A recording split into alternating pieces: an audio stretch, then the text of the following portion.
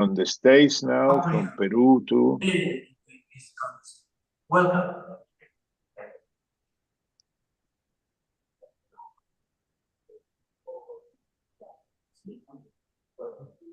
The States now. Oh, now we are live. Okay, we are live.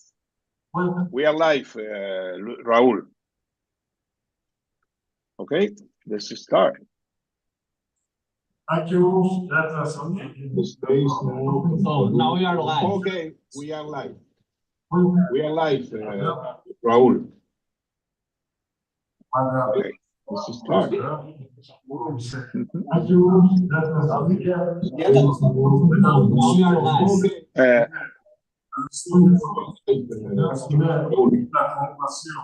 Fernando, la transmisión está saliendo en vivo en YouTube.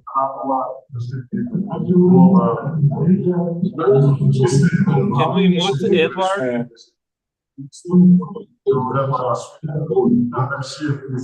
Fernando, la transmisión está saliendo en YouTube.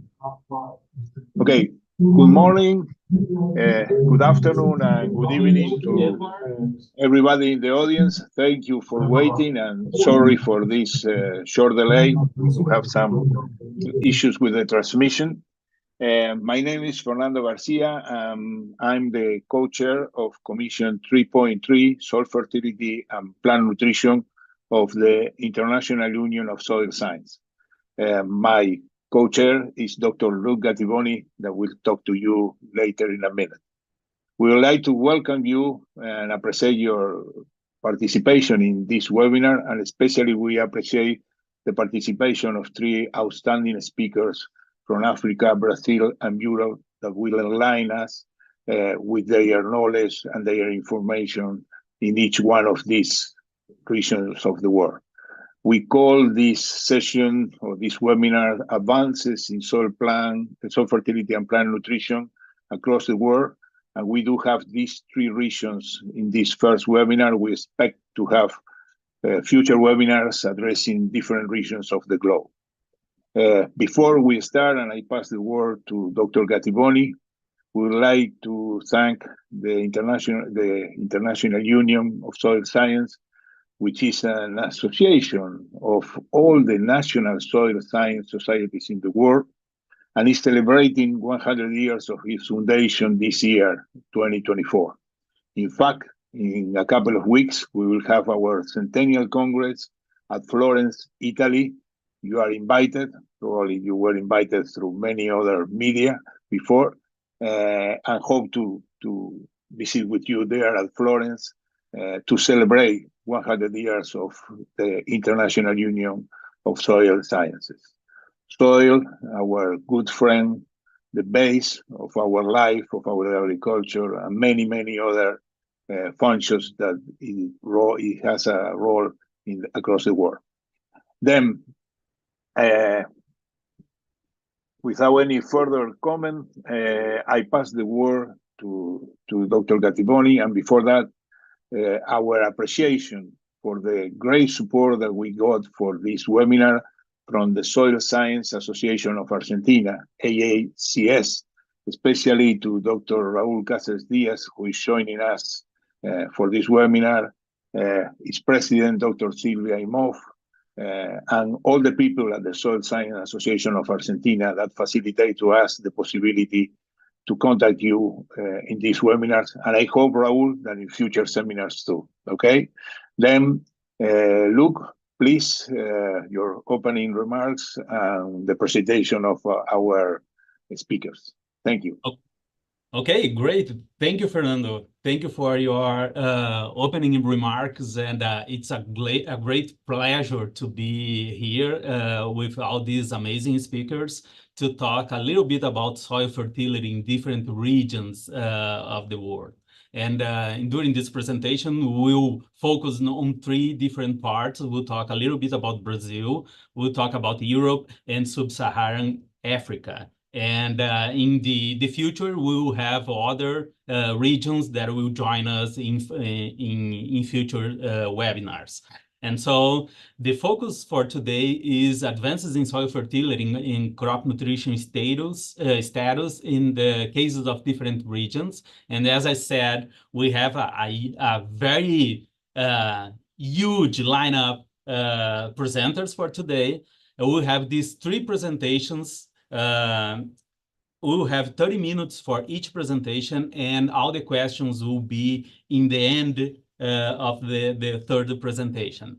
And without further ado, we'll go with our first presenter. Our first presenter will present the case of Brazil, is Dr. Luis Prochnow. Dr. Luis Prochnow is CEO of the Plant Nutrition Science and Technology in São Paulo, Brazil. Dr. Prochnow is a Chief Executive Officer of the Plant Nutrition Science and Technology, NPCT. He was a professor at the University of São Paulo, Department of Soil Science. He was a visiting researcher at the International Fertilizer Development Center, IFDC, USA, General Director in Brazil of the International Plant Nutrition Institute, IPNI, General Coordinator of the Nutrients for Life Initiative, NPV, and consultant at the Global Phosphorus Institute, GPI. Dr. Prochnow is a specialist in plant nutrition, phosphorus in agriculture, and phosphate fertilizers. Without further ado, Dr. Prochnow, please take it away. It's a pleasure to have you here. Okay, look, Fernando, thank you very much. Can you hear me okay? Can you see my screen? Everything all right? Okay, very good. So let me start my time here of 30 minutes. It's a great pleasure to be with you in this webinar from the International Union of Soil Science on advances in soil fertility and crop nutrition. And as Luke mentioned, I will be talking about soil fertility and crop nutrition in Brazil. So first of all, thanks a lot for the event, to invite me and participate.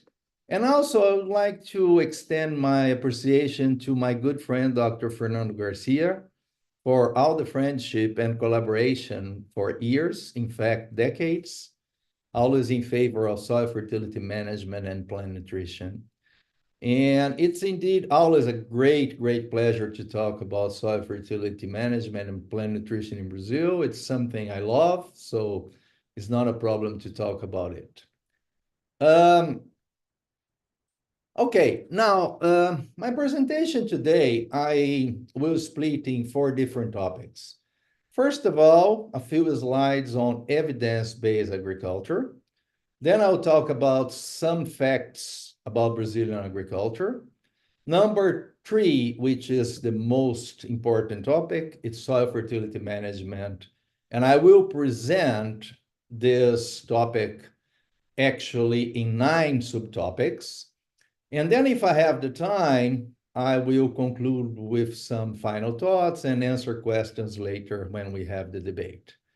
It's very important for everyone to understand that I do not have much time for this broad topic, so I will have to present the topics not going at this time into much detail. My strategy is to present broad aspects about soil fertility management and plant nutrition in Brazil. And if someone is interested, to go deeper, they can always get in touch with me. So first of all, I always like, Luke, to talk about evidence-based agriculture because, you know, it's not just for Brazil. I guess everywhere, there are so many options of products and techniques offered to the farmers. And as a researcher, a very common question to me where I go is, does it work? You know? And really, the quality of the information shown by many as a proof it works is very weak, incomplete, and sometimes misleading.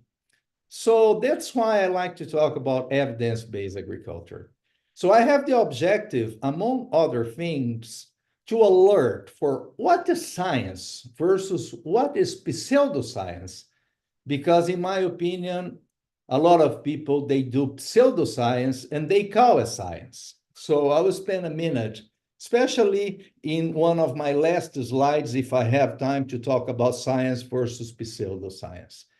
And as Charles Darwin used to say, it's very impressive that ignorance more frequently leads to more confidence than does knowledge. And this figure here, I like it very much because it kind of emphasizes that people prefer what is simple but wrong instead of what is a little more complex but right. People go for the simple but wrong. Okay, so kind of to illustrate this, I could mention many, many things about evidence-based agriculture, but I would like to show a study case from a very famous co-op in Brazil, Agraria. And it's very emblematic, at least to me, because the co-op is very famous, as I said. They grow many crops. They are also in food processing. So what happens if someone from a company goes to one of the co-op farmers offering some innovation? What happens? What does the farmer say? The farmer will say, you came to the wrong place. First of all, you have to go to the Co-op Research Center, which is called FAPA. And then you test the technique or you test the product there. And then when the Co-op Research Center tells me that that's something I should be using, then I will use. And I think this is very emblematic because this is what farmers need to do.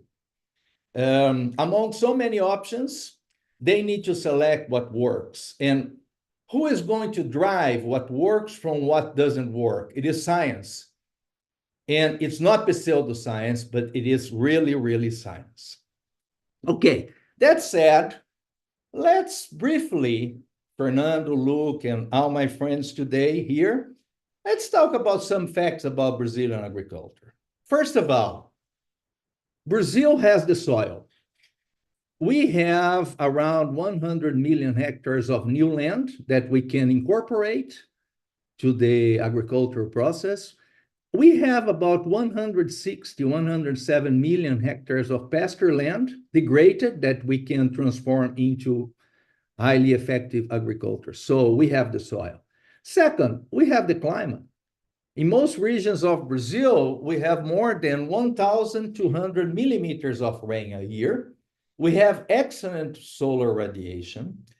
Brazil has the water. We have about 25% of the available water in the world.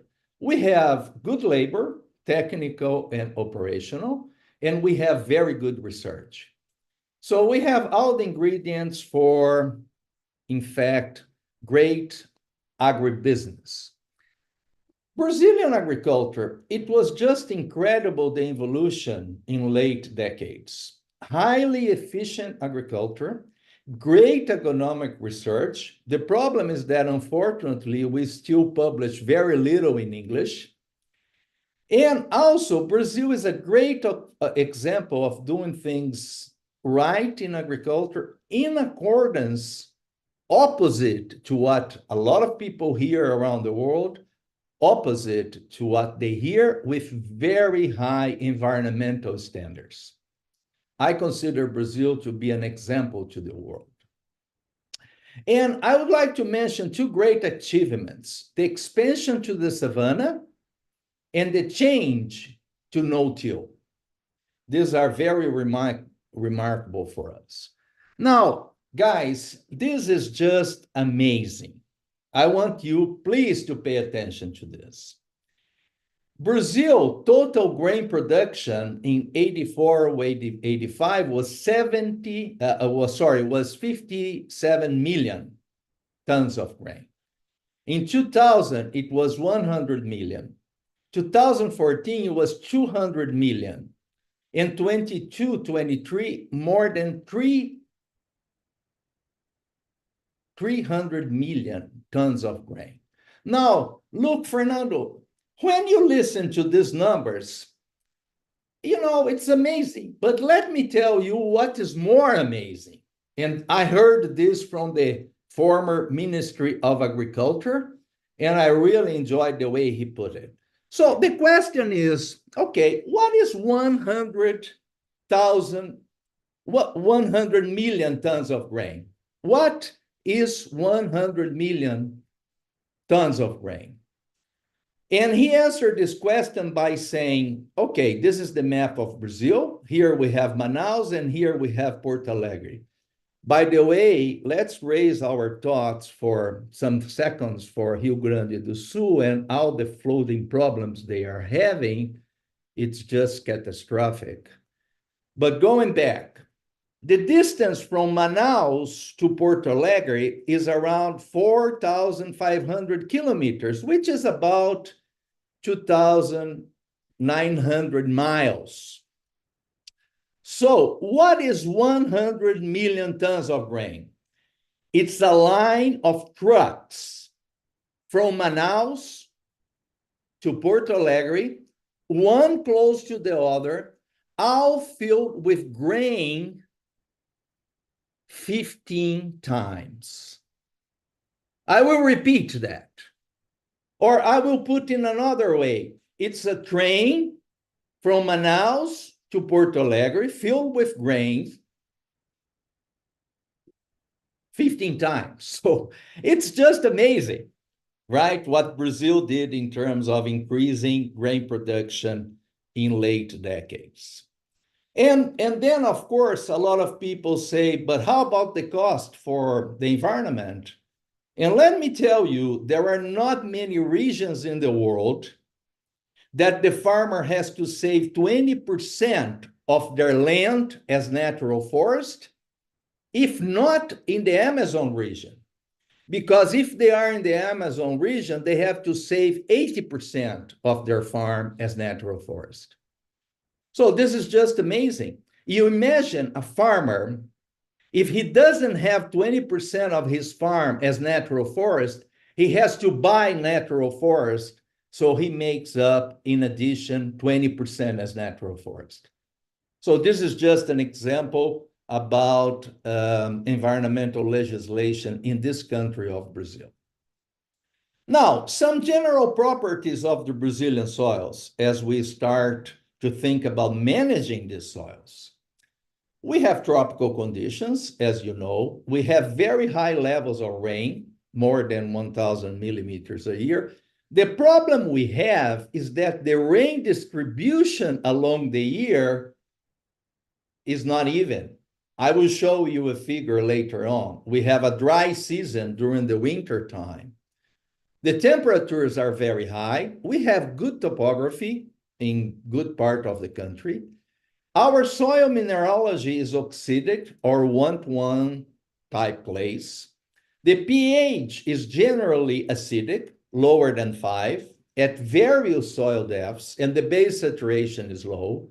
The organic matter, it's commonly less than 2 or 1.5%. So I go to Chile, I go to Argentina, and they say, oh, here's around 10, 15%, and our soil is 1.5. The cation exchange capacity is lower many times than 4 or 5 milliequivalent per 100 grams, so very low. We have very low amounts of available nutrients, most especially nitrogen and phosphorus, and our soils have very high P fixation capacity. So these are, in general, the properties of our soils. So what are the consequences of these properties? So we have to do no-till, we have to lime, we have to do soil profile amelioration, we have to use high amounts of nutrients because our soils are very poor. The nutrient utilized in larger amount is phosphorus. Very large farms, intense mechanization, because we have very huge farms, need for very good management of weed, disease, and pests, because we are in the tropical condition, and we have more than one crop a year. We can have 2, sometimes 3 crops a year, which puts Brazil in a very, very good condition. Okay, that said, let's start talking about soil fertility management and plant nutrition. And as I told you, 9 different topics that I will include here. First of all, Brazil, decades ago, in my opinion, established a very good research program in soil fertility evaluation and control. It was started by many institutions, top research, one of the best in the world. And we did a lot of region-specific studies on correlation to define the best methods, calibration to interpret well, and response curves to define the rates of nutrients to be applied. Of course, we need to revisit this issue, but the studies that were done still serve us to this day. So we have a reliable soil fertility evaluation and fertilization program. And two examples I would like to give is we have innovative procedures of soil analysis by the ion exchange resin, and also a methodology that we call the remaining P. Also, another example, we have several publications and models for recommending fertilizers throughout the country. Okay, so as I said, I don't have time to go deep into these topics, but I just want you to have a broad view about what we have been doing. The other thing is that Brazil has been, to the extent that is possible, using pretty wisely the 4R nutrient management in terms of using the right source, the right rate, the right place, and the right time. Of course, there are problems, but all the research that we had in the past conducted led to a situation that we can apply the 4R principle pretty well nowadays.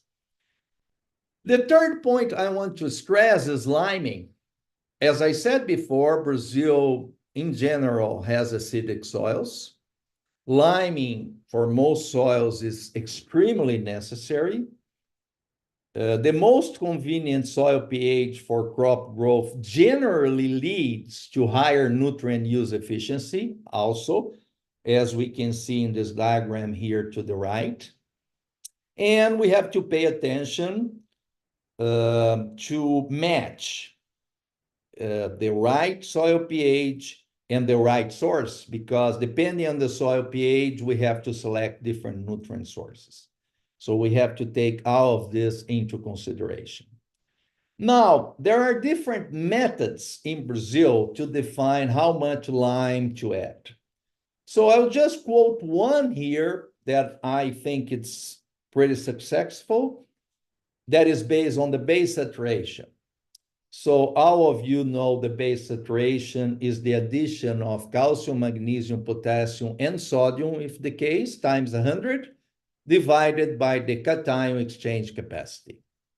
And the studies show that in most of our soils, we have very good correlation between base saturation, as explained here in the formula to the left, very good correlation between base saturation and soil pH, as you can see here. Also, we had many studies, many response curves for different crops, and I'm quoting here 3 studies for maize, soybean, and cotton. The response curve of relative yield as related to the base saturation. So there is a very good relationship between yield and base saturation.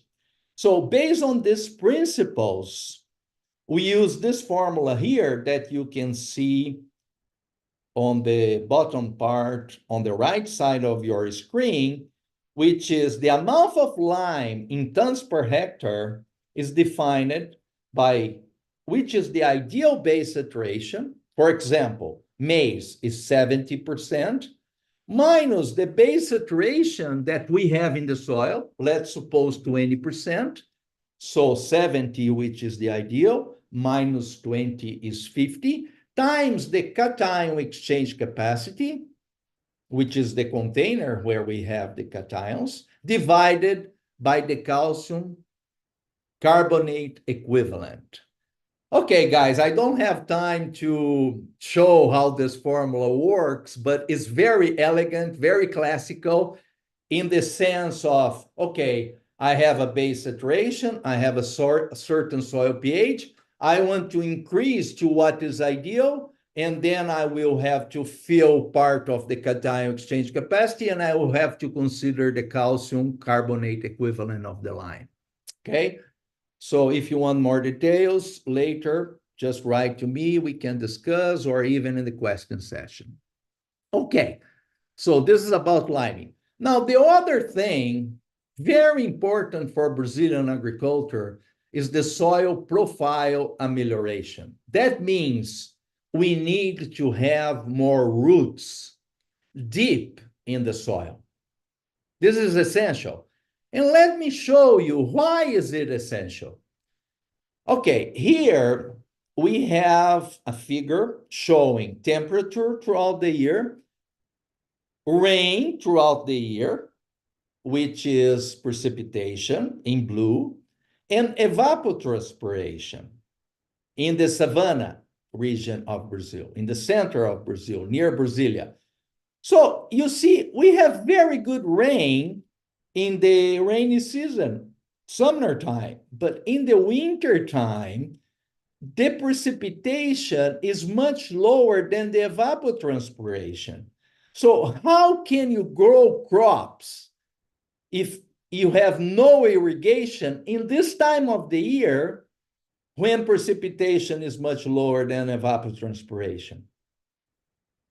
So what we have done is, and what we continue to do is, we ameliorate the soil profile so roots can go deeper in the soil profile.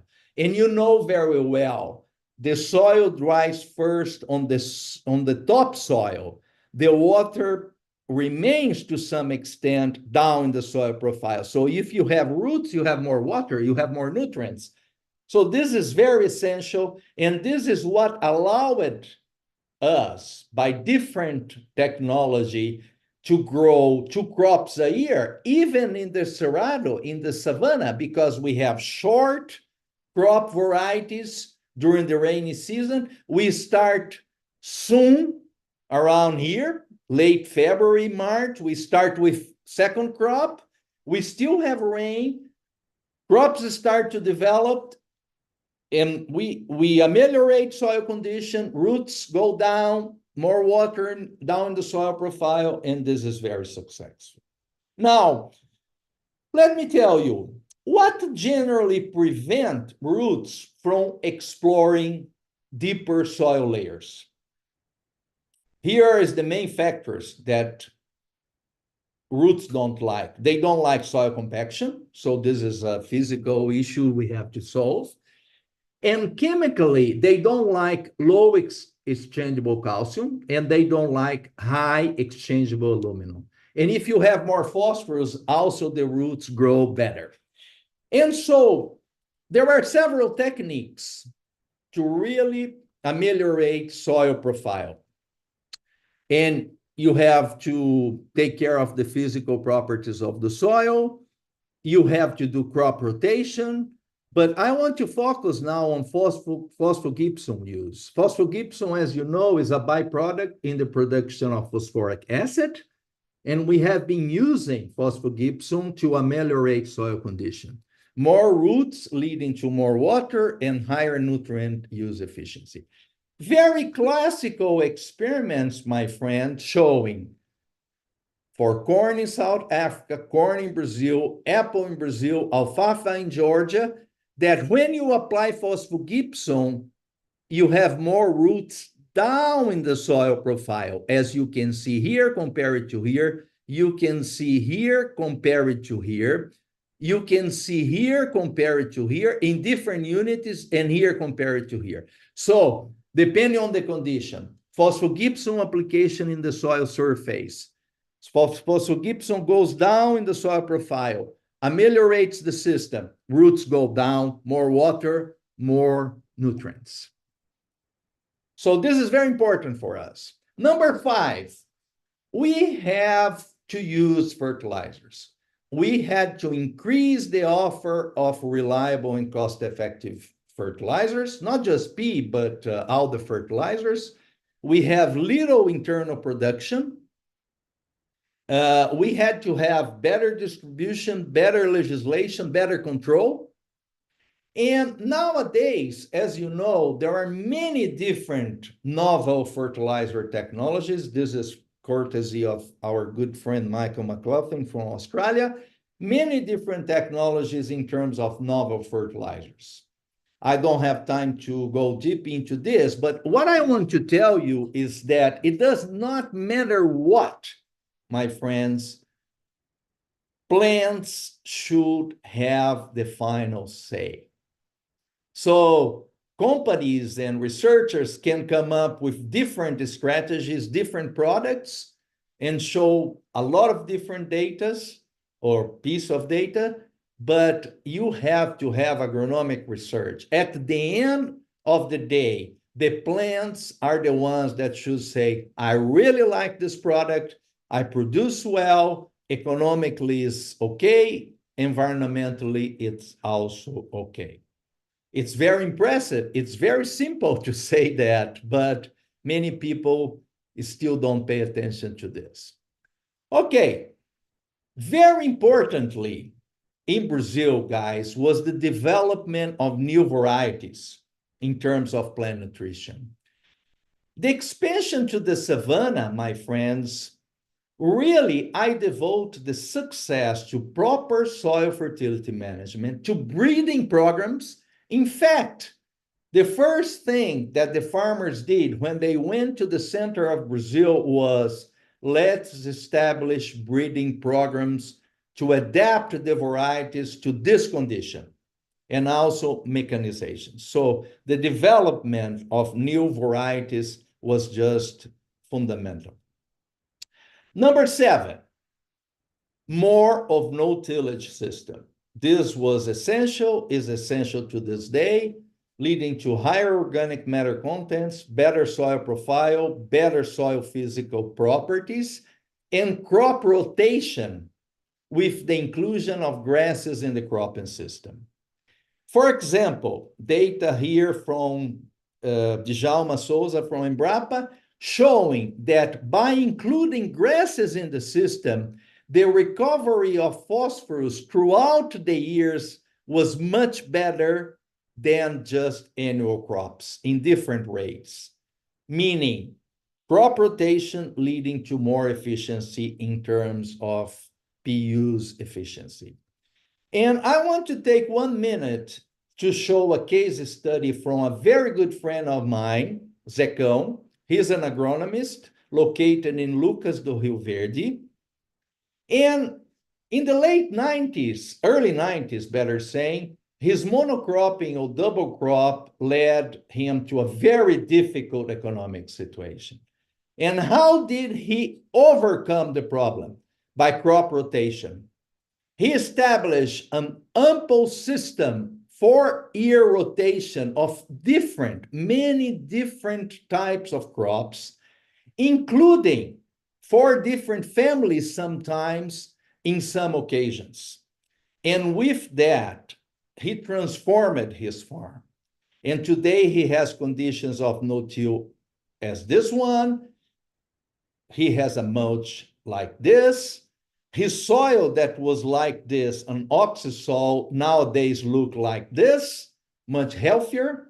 And best of all, in a study of profit for soybean done by AproSoja, where the blue is average profit, red is low profit, green is high profit, his farm, it's here, this dot points in black. So his profit was much higher. And I say this because many times people say, you do crop rotation, but it's not profitable. And he showed that it is extremely, extremely profitable. Plants should have always a final say. And Luis, number 5 9, minutes. Yeah. 5 minutes. Okay. Yeah, I'm finishing, Luke. No problem. Okay, great. Okay, and number 9, you can generate all the technology you want, but you have to have a good program on educating the farmer community on how to use nutrients wisely.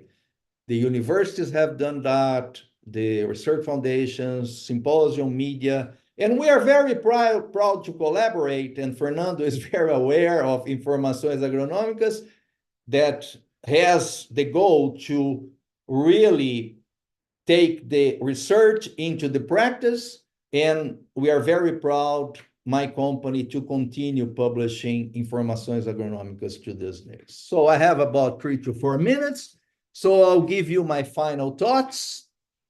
First of all, I told you about science versus pseudoscience.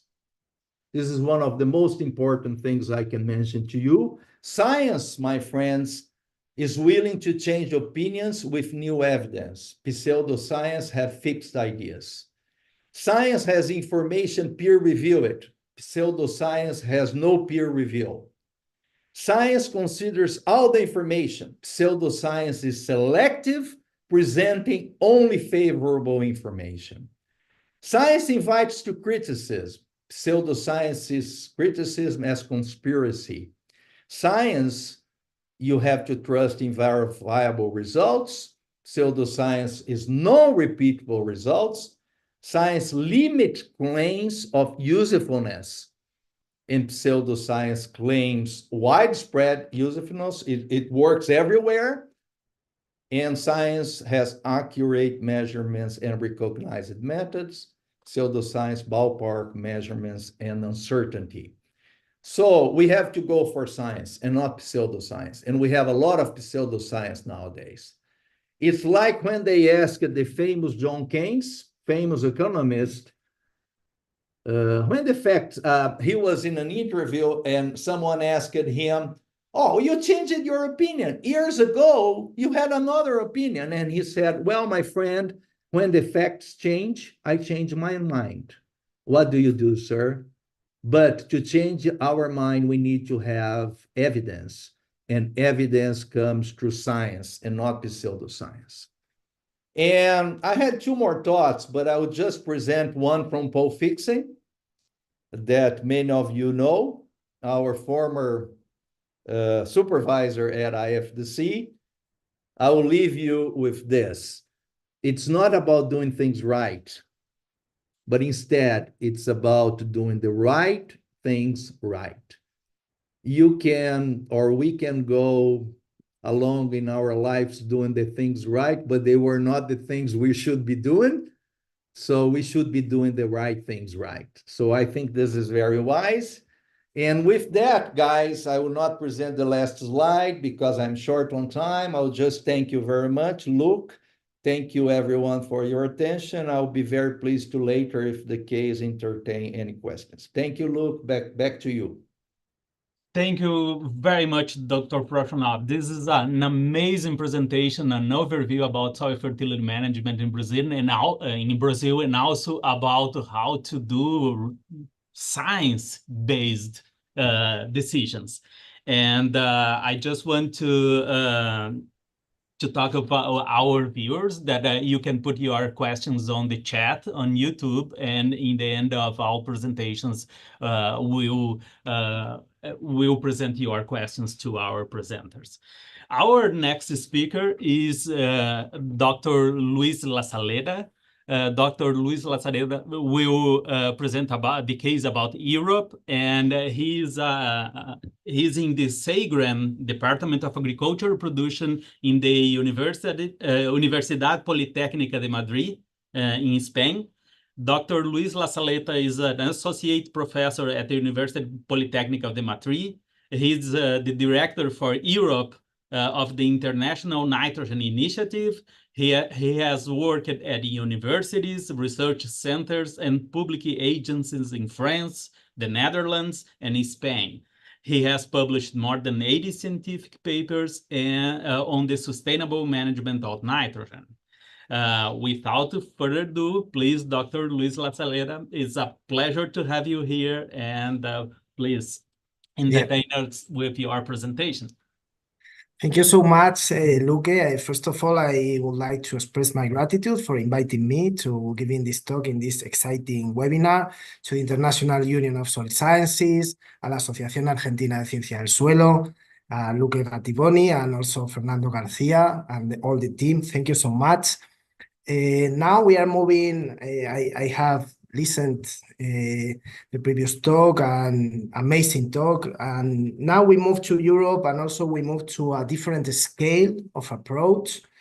And we will be focused on nitrogen because we have a problem with nitrogen in the European Union. There is too much reactive nitrogen circulating in the ecosystem. The main input of this reactive nitrogen is associated to agricultural practices.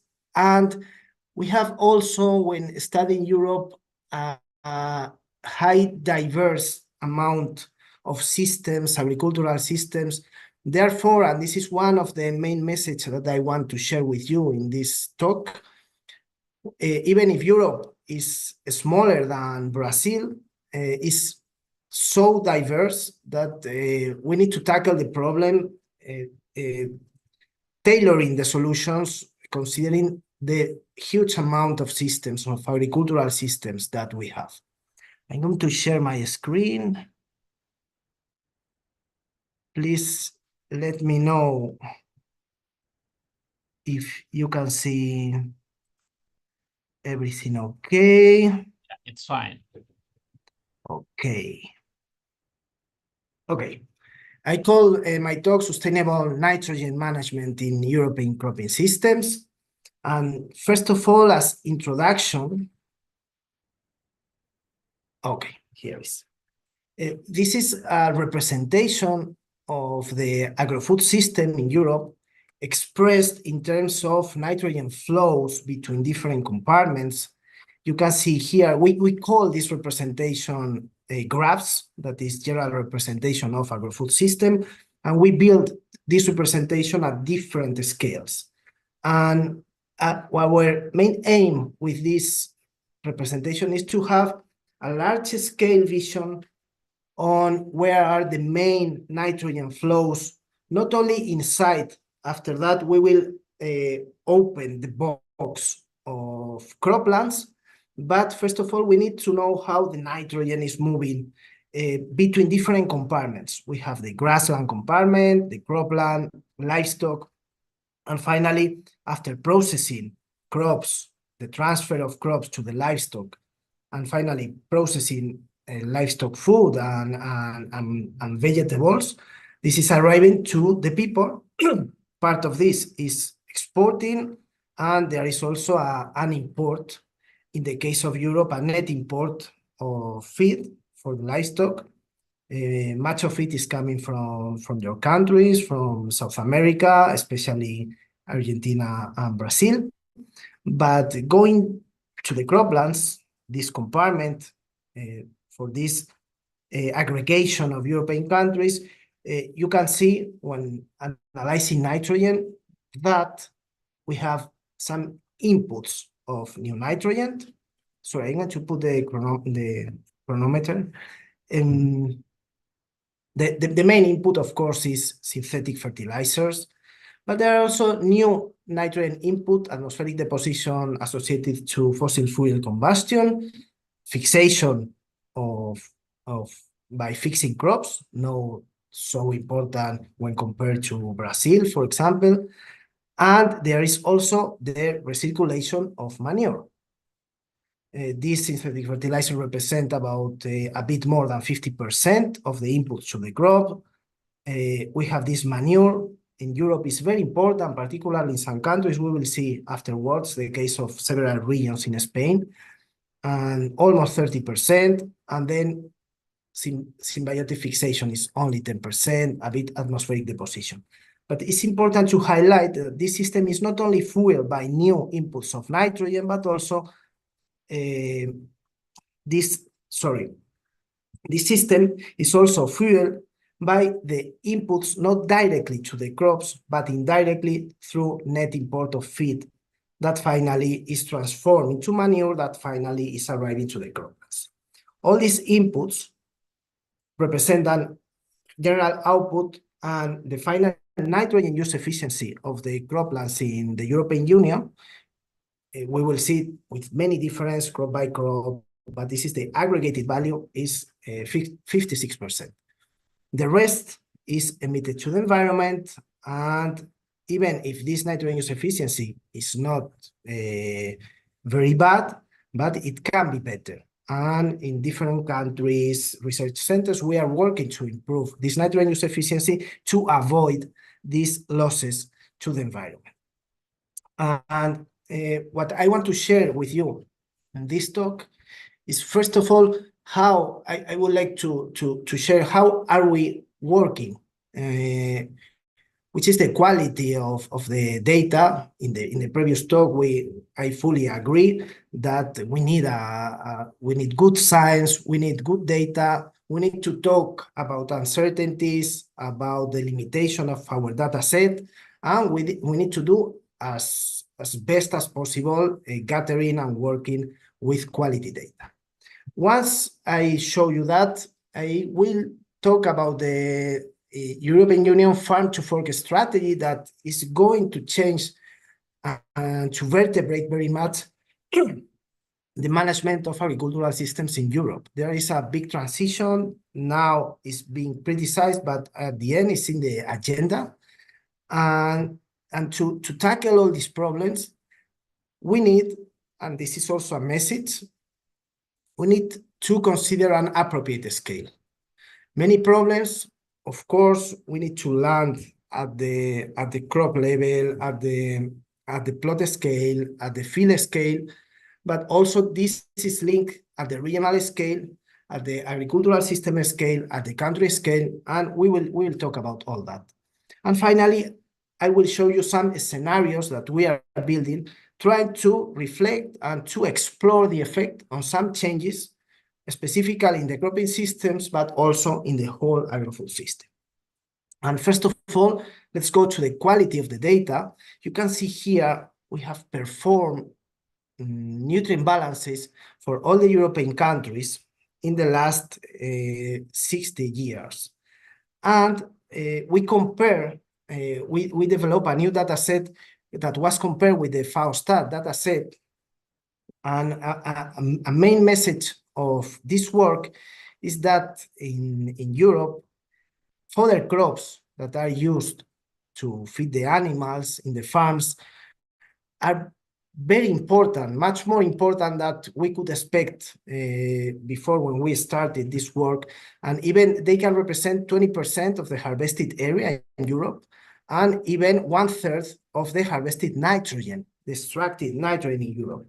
Therefore, not considering fodder crops in our nutrient budgets could represent to give a misleading message of our nutrient and nitrogen. Specifically, we have also with P, but today we will focus on nitrogen, our nitrogen budgets in the cropping systems. But it's important also to highlight, sorry, I will try to remove this hide video panel. Okay.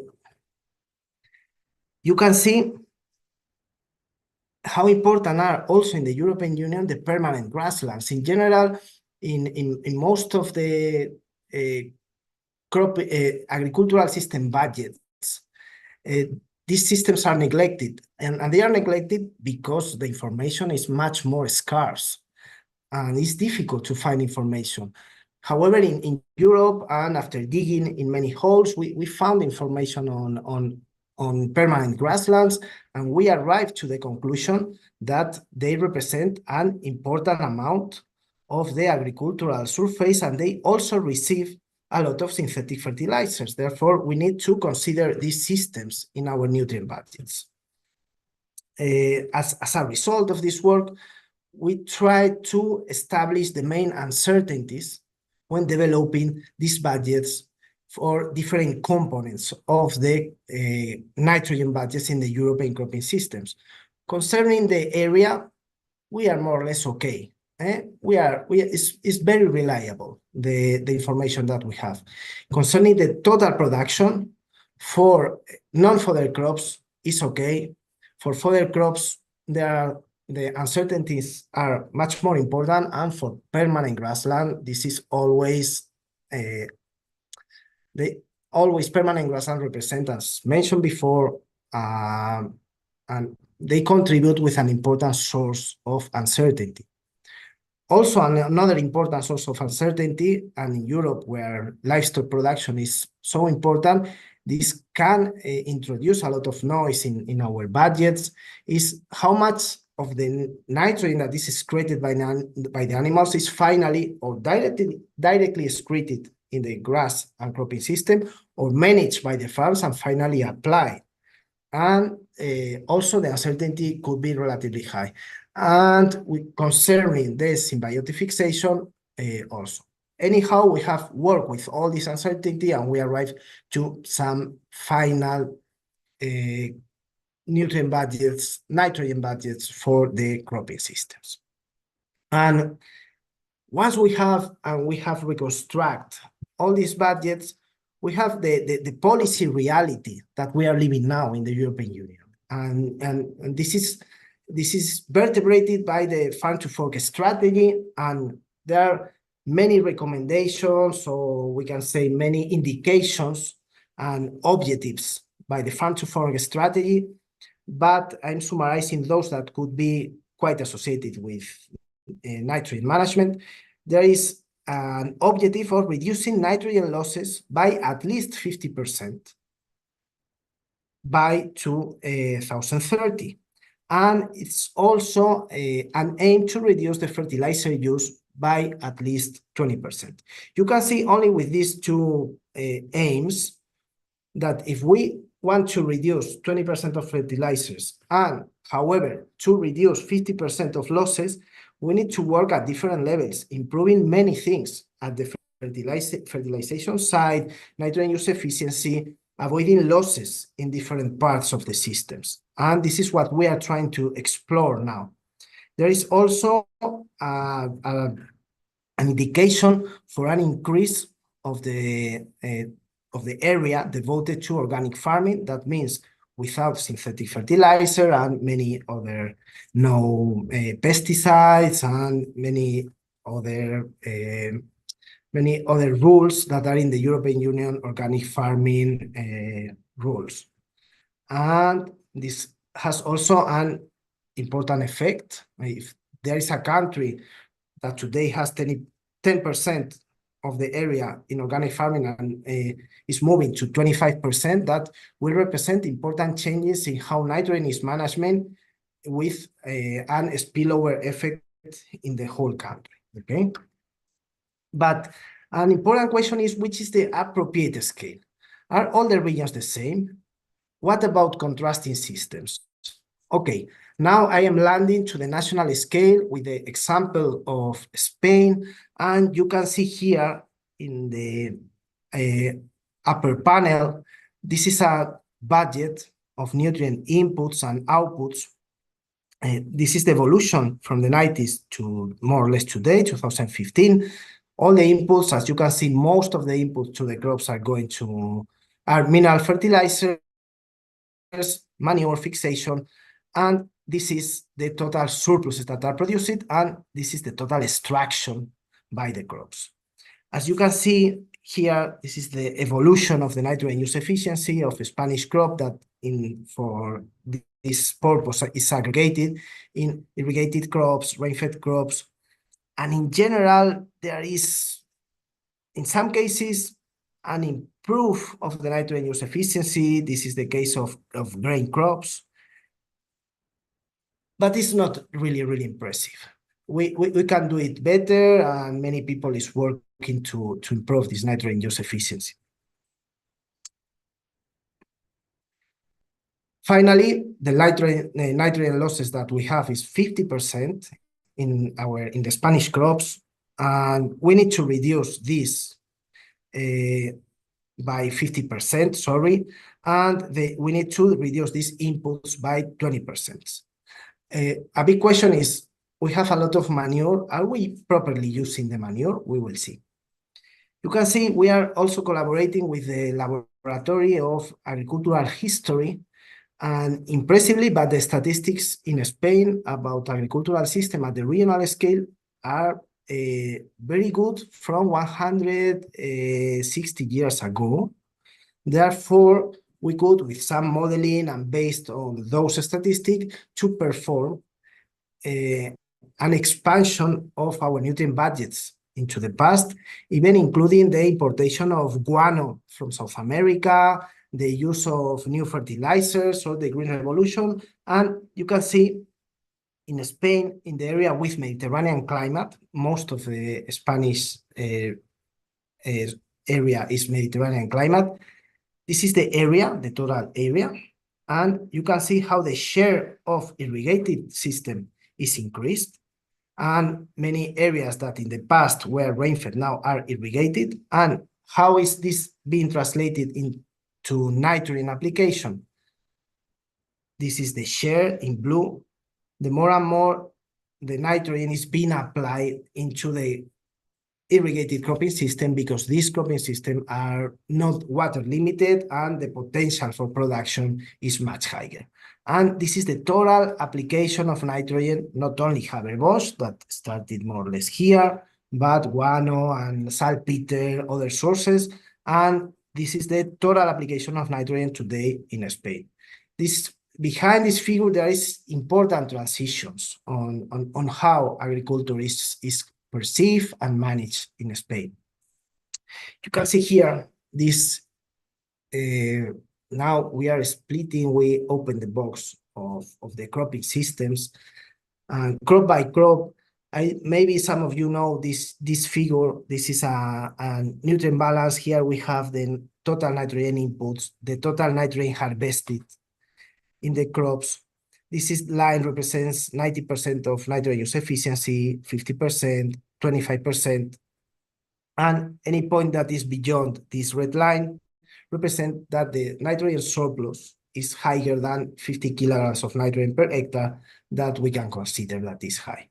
And red points are rain-fed, blue points are irrigated.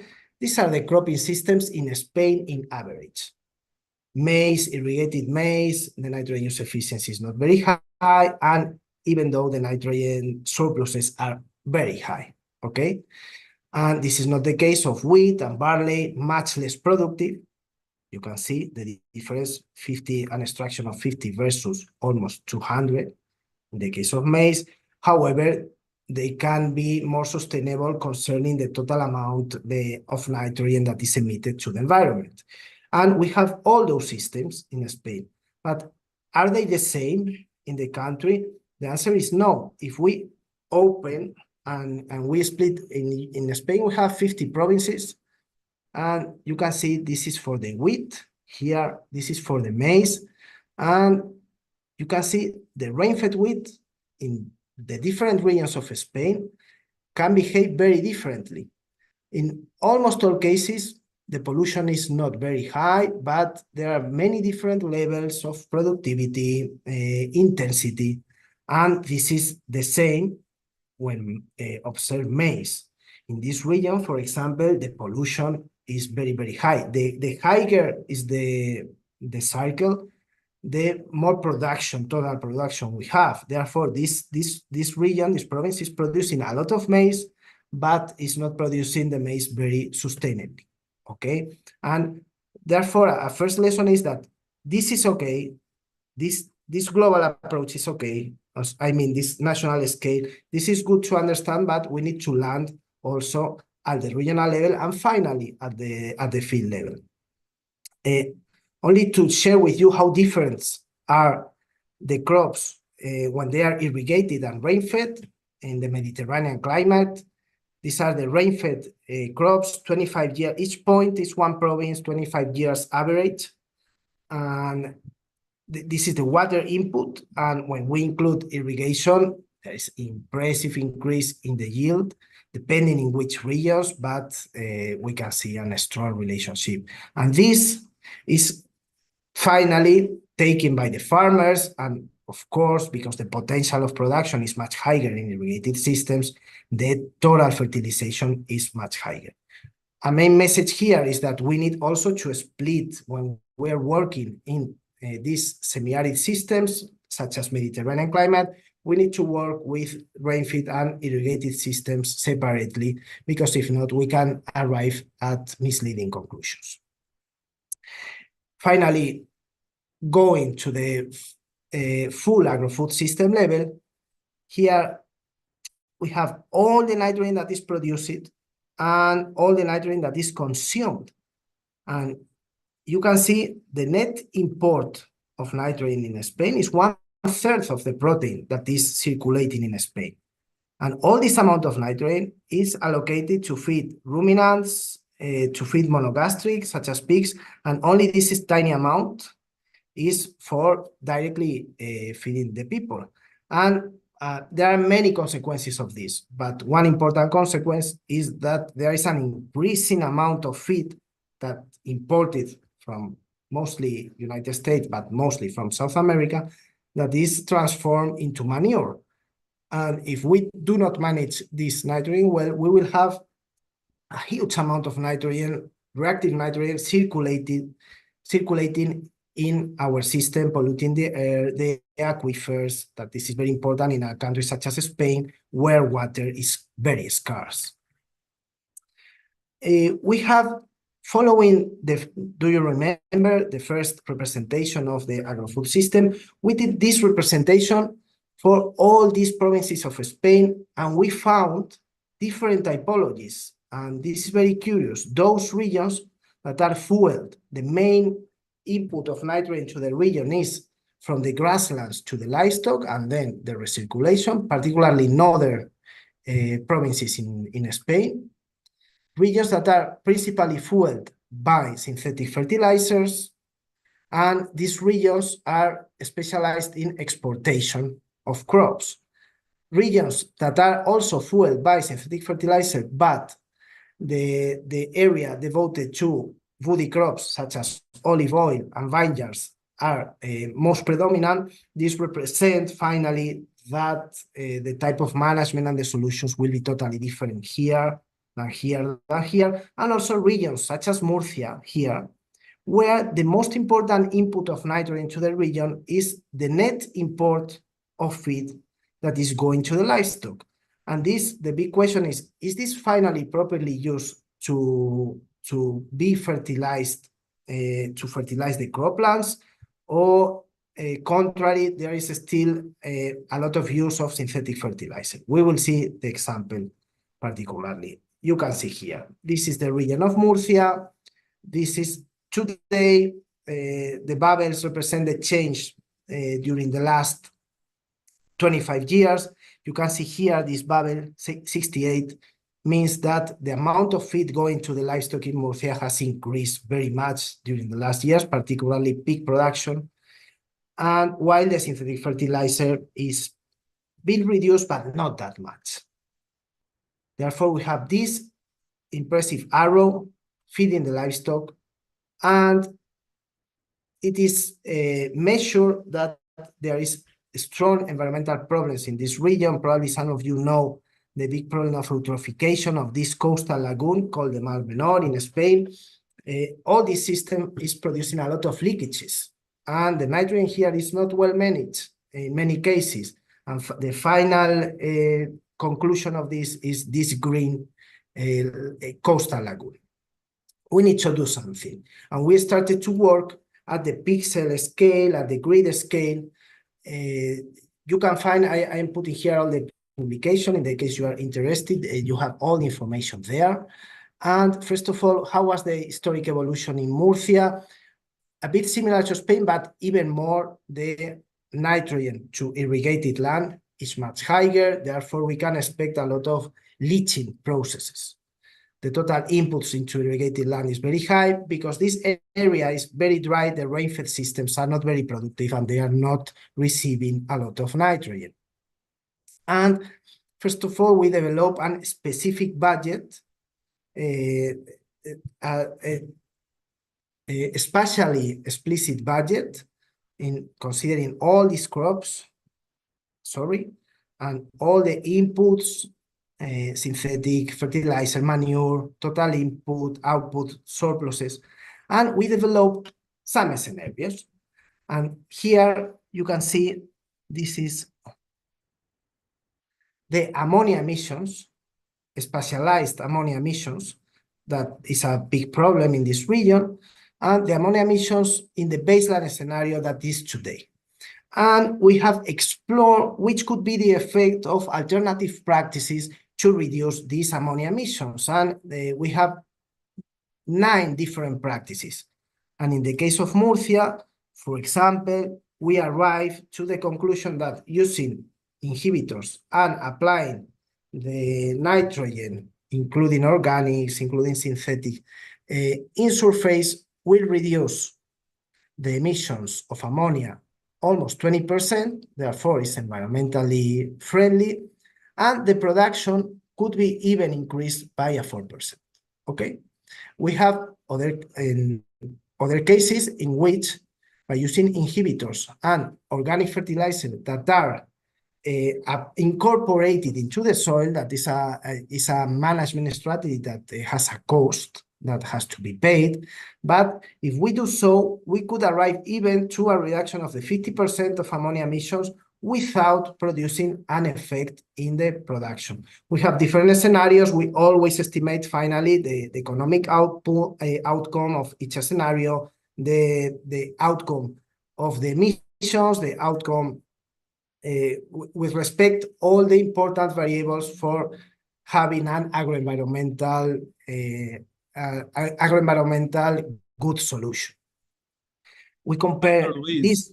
We have 5 minutes left. Yes, it's excellent. Okay. Thank you.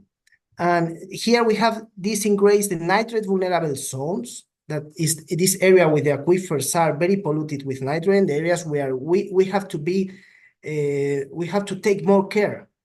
And we check different scenarios and how these vulnerable areas will change with respect to nitrogen management. And you can see all of these are different scenarios. Some scenarios could be work very well, okay? A big message is that each region, as is supported in other papers, probably would need a different type of approach. Finally, we developed a project for Portugal, Spain, and part of France, comparing wet and dry years, and also developing this representation of the agro-food systems. And first of all, in a dry year, there is a reduction in the inputs because farmers are trying to adapt to this limitation. There is a reduction also in the production. In some regions, this is the total, but in some regions, the reduction is much higher, and also a reduction in the nitrate leaching.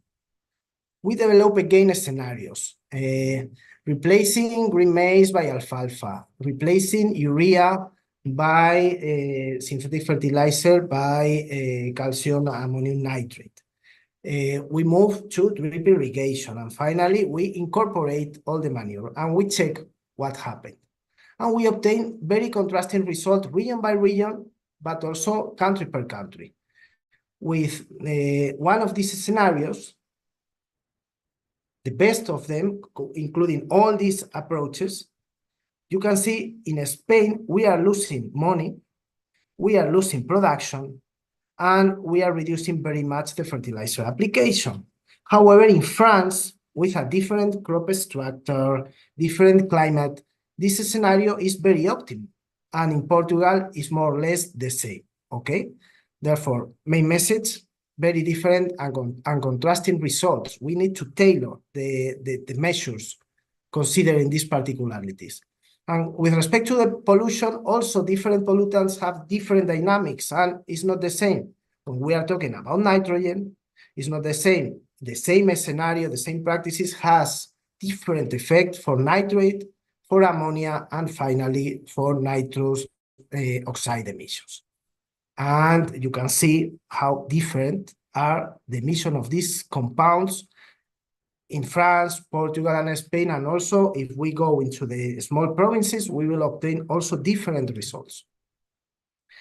Which will be the future? We don't know. We are working and many research teams trying to improve this nitrogen use efficiency, to improve the agroenvironmental sustainability of European farms. And to do so, we need to consider how different are the region.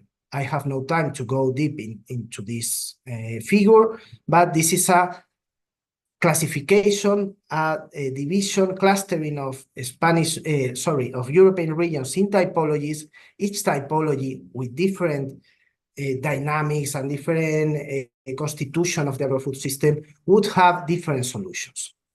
In conclusion, Europe represents a good example of diversity of climates and agricultural systems. Sustainable agro-food system producing enough quality food with low pollution need to comprise integrated approaches. That is, nesting system scale from the crop to the agro-food system, and also spatial scales from the field to national. The regional spatial scale, including an analysis of the agro-food system scale, that is, everything is needed.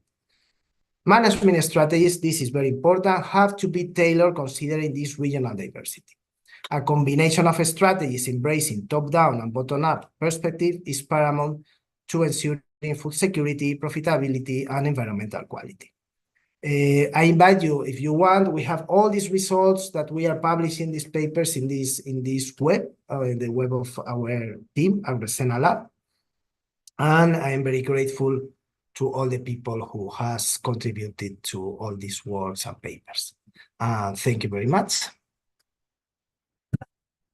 Dr. La Saleda, thank you very much for your great presentation about nitrogen in Europe. And you can see how challenging is nitrogen. Is the nutrient that we always are trying to keep in out of the environment, but available for our crops. And we have a lot of things still to do in terms of nitrogen use efficiency. And thank you for sharing your knowledge of all of us.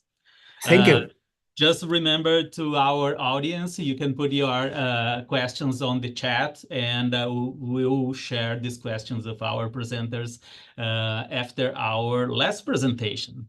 And talking about our last presentation, our next presenter is Dr. Edward Yeboah, and he will present the case about the Sub-Saharan Africa. Dr. Edward is the Council of Scientific and Industrial Research at the Soil Research Institute in Ghana. He's a chief research scientist with 23 years working experience within the African landscape. He has a strong interest in unraveling the mechanisms underlying nutrient and soil organic matter dynamics in tropical agrosystems. He works extensively with farmer groups, input supplier, and other developing innovations, building capacity and promoting information exchange on soil fertility management practices for enhancing productivity in agriculture for Africa. Dr. Edward, thank you very much for accepting our invitation to speak to us, and please take it away.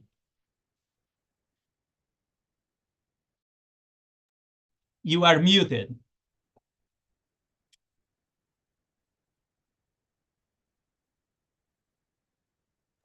To develop and disseminate innovative fertilizer and right. technology. I would like to express my appreciation to the organizers for giving me this opportunity to share thoughts on advances in soil fertility and crop nutrition status, and then the case of Sub-Saharan Africa. And it's a great privilege to be with you and to highlight this thoughts. To ensure that they are not just effective. Now, I will go through the constraints in Sub-Saharan Africa, the soil constraints. Then I will focus on the history of soil management that we've had in our environment, and then introduce the concept of the integrated soil fertility management, which we have been working on for quite some time now. And then the organic resources availability in Africa, and I'll give some reflections and way forward. Now, with respect to the constraints in Sub-Saharan Africa, we realize that, yes, the soil constraints that we have will be the nutrient capital, which forms about 942.06 million hectares in the Sub-Saharan Africa, constitute about 39, almost 40% of our land have that problem. Then we have aluminum toxicity, which covers a greater part of our land also. Then about almost 25% of our land in sub-Saharan Africa is affected by aluminum toxicity. So once we highlight the problem, we will know how to go around it. Again, we also have high P fixation. So my interventions will be towards how we address the P fixation in sub-Saharan Africa. We also have most of our land steep slope, greater than 30%. About 55.62% of our land area has this problem, representing about almost 2.4%. Poor drainage is also a major problem that confronts us in Africa, in sub-Saharan Africa in general. High leaching potential, a major problem. Then we have calcareous reaction, which forms about 6.7% of the land area in sub-Saharan Africa. Salinity, alkalinity, allophane, then the stream swell problems. All together, we have about 2,358.79 hectares of our land area affected by major problems, as I've highlighted. So this publication is by Tully et al. 2015. Now, we realize that phosphorus actually is a major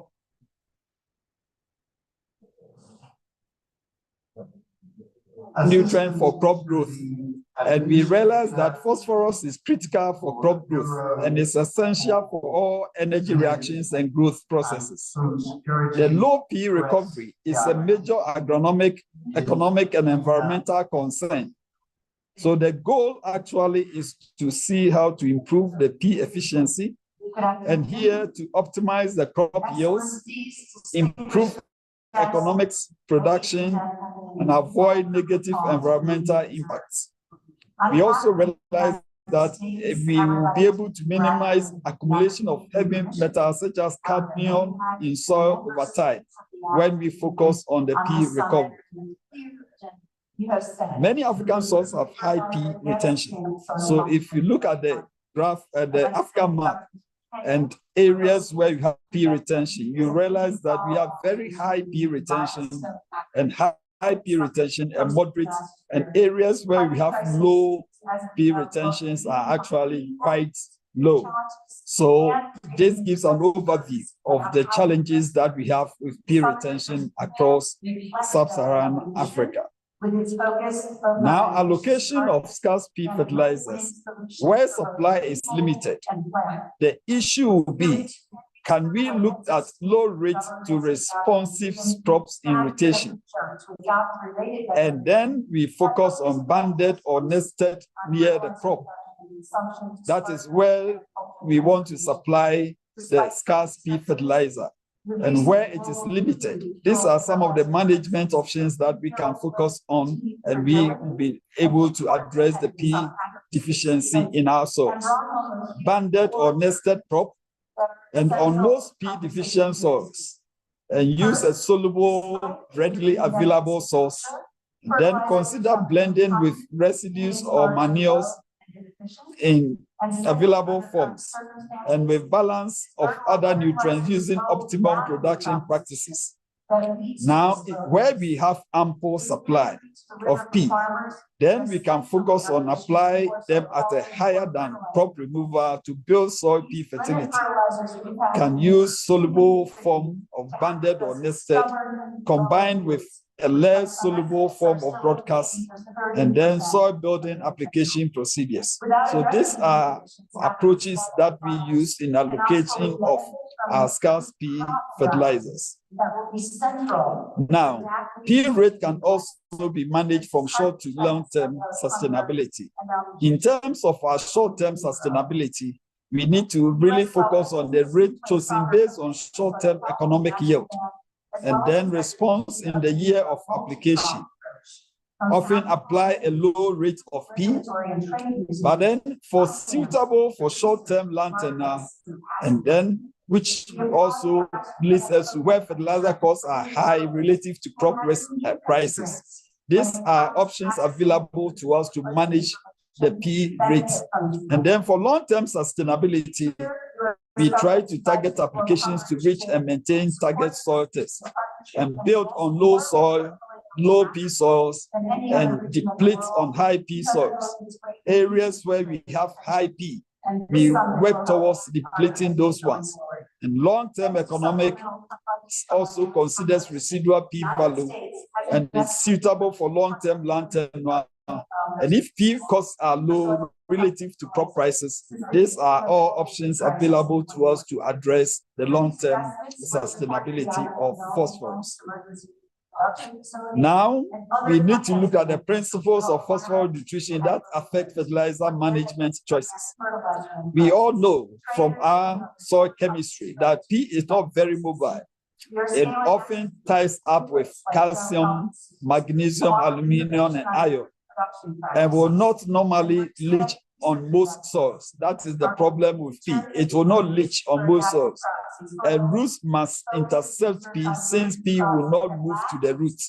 So the principle would always be that the phosphorus must be in the soil before the roots are developed.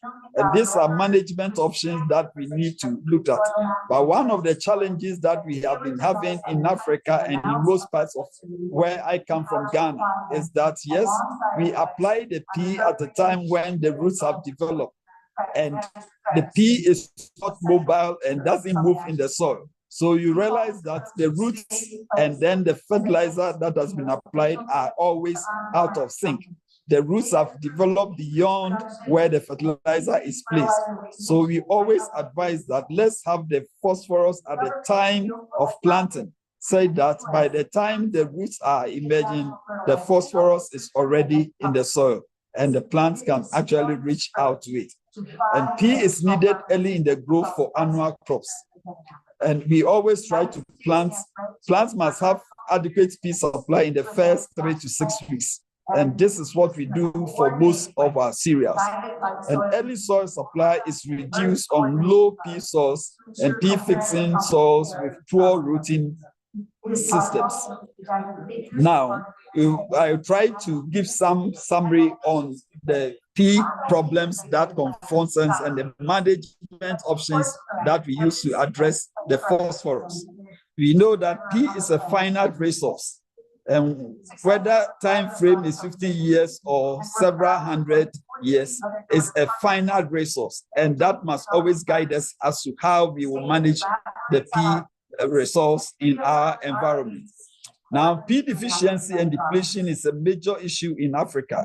We need to take note of that in all our soil management options that we need to look at. And then every unit of P must be used and reused efficiently for long-term sustainability. And this is a management principle that we need to look at. My colleague from Europe was focusing mainly on the nitrogen issues. In Africa, we have phosphorus issues to be addressed to really improve on our crop productivity and nutrient management. The 4R principles have always been highlighted. The 4R principles is important for efficient fertilizer use. That is the right place, the right source, the right system. And reduction of P losses and depletion from agricultural systems needs to be looked at. And we need to capture and recycling of P in waste streams and animal manures. We need also to optimize overall production system. It's necessary to optimize P management. So these are some of the summaries I can put to the problem of P deficiency in an African environment. So now I will look at, we've talked about the 4R nutrient stewardship already. And this is the right rates, the right source, the right placement, and then the right timing. And this has been well outlined within the African Plant Nutrition Institute. And there is a 4R nutrient stewardship. And this has been highlighted. Now it's a major focus in soil nutrient management across Africa. This concept has been well accepted, trying to address the environmental, the economic, and then the social issues. So the right source, the right rate, the right time, and the right place. And a lot of work has gone into it to demonstrate that if we apply the right source of fertilizer, the right rate, the right time, and the right place, we achieve agronomic efficiency, and we also achieve economic efficiency. So in combination, it should be suited to the crop, the environment, and then the economics. So the 4R principles needs to be managed or applied to address environmental constraints and economic constraints, as well as social constraints. Now I will take us back to the history of soil fertility management. A lot of you might have seen this slide a couple of times, but it's still an important focus of our soil fertility management in Africa, looking at what used to be in the 60s and in the 70s, and what pertains in the 1980s, the 1990s, and then the 2000s, the current situation. You realize that the approach in the 1960s and the 1980s was focused on the external inputs of fertilizer use. Here, we were focusing mainly on inorganic fertilizer and very little organic inputs. What did we achieve with this system of fertility management? We had limited success, and there were shortfalls in infrastructure and farming systems. So let's look at the situation in the 1980s. In the 80s, the approach was organic input use. So here, there was very little use of inorganic fertilizer, but more use of organic inputs. That's why we have the 3+, and then the fertilizer -1. And what did we achieve with that approach? Here also, we had limited adoption because the organic matter production requires land, labor, and livestock. And if you don't have the livestock, then the production of the organic input is also limited. So we were not successful with that approach of focusing more on the organics and very little of the inorganic fertilizer. So this led us to look at the situation in the 1990s. So here, the focus was look at organic inputs use and fertilizer. And still, let's reintroduce the inorganic fertilizer and then also have more of the organic inputs. But what did we achieve?